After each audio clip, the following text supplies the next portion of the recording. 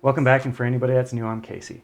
So my daughter had the school project and she wanted to take and do a golden axe like off of Minecraft, but it was kind of Technoblade inspired.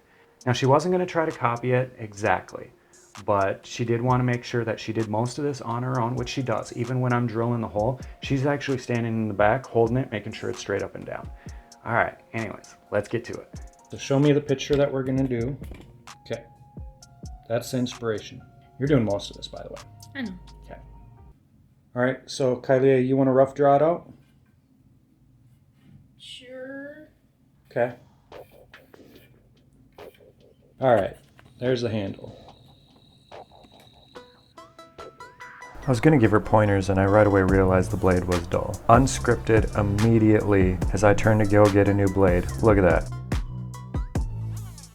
She right away went for that thing. I did catch her in time though, so that way I could give her some pointers and as well make sure that her project turns out the best she would like. She did absolutely fantastic at this. A lot of times when it comes to somebody new to power tools, they hold on to it a little bit light or one-handed and stuff, and she did just phenomenal. Now she's refining the shape with the belt sander.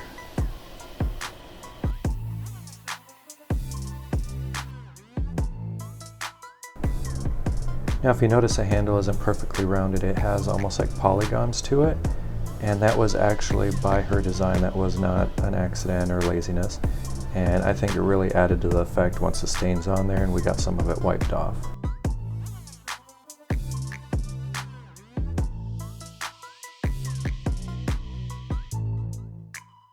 To make the axe head, she was using some foam left over from the skateboard project, and then she cut out some of this cardboard and glued it on so that way it would serve as a guide for the wire cutter.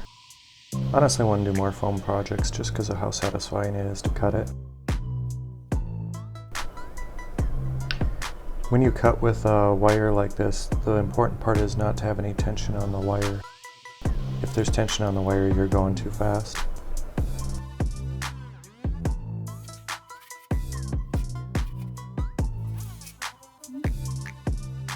And then at the end we did a finishing pass to clean it up nicely. Now to get it to cut vertically, I just took and clamped it to my desk and let her work off the edge of it. You want to use a template?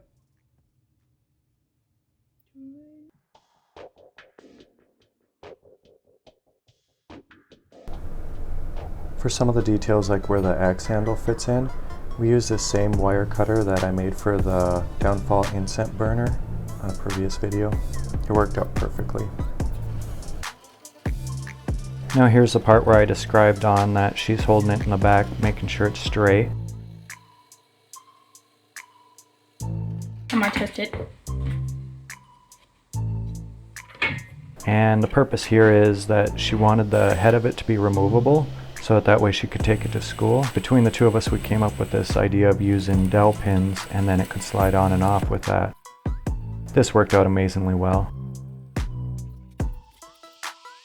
Now a couple pieces did get broke off on accident, but she patched these up and it worked out amazing.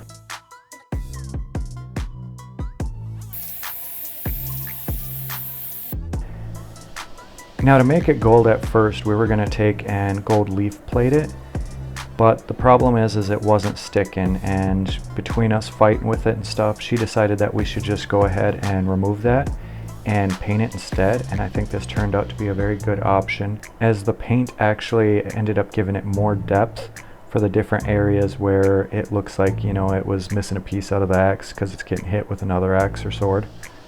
Something that we forgot to video because it was just a sporadic on the moment decision was, if you notice, there's some cut lines in there, and she wanted it to look like the axe has been used in actual battles, so she just kind of hit that with the wire cutter real quick. And I think it was an absolute just great idea to add that touch. I did realize afterwards if we had painted the foam first, then it probably would have leaf plated really well, but this was a great accident to end up having it painted instead. Alright, how about we do a little bit of a time lapse?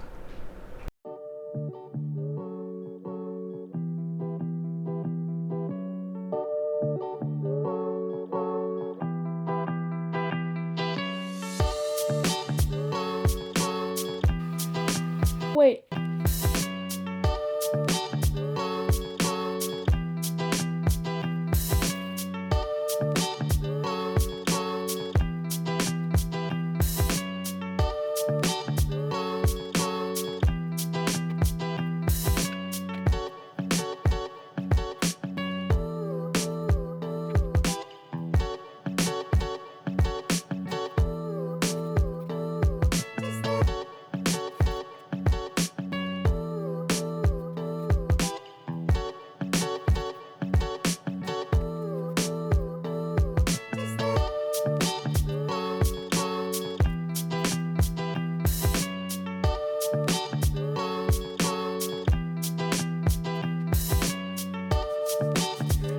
So she wants to add some rope on there, and we have this jute twine, which is perfect for it, except for it's a little on the thin side. So it has the right look, but not the thickness.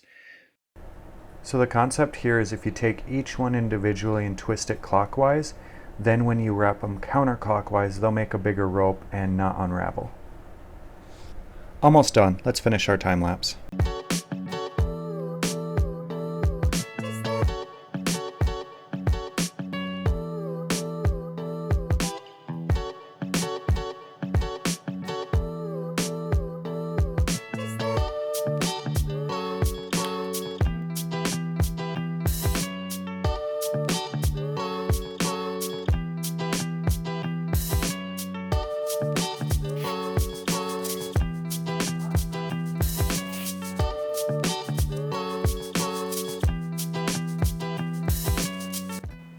Alright guys, real quick before we check this out, I want you guys to know you guys are really in charge of the growth of this channel. So please share it, like it, make sure you're subscribed if you're not, but yeah, if you could share it. Alright, let's check it out.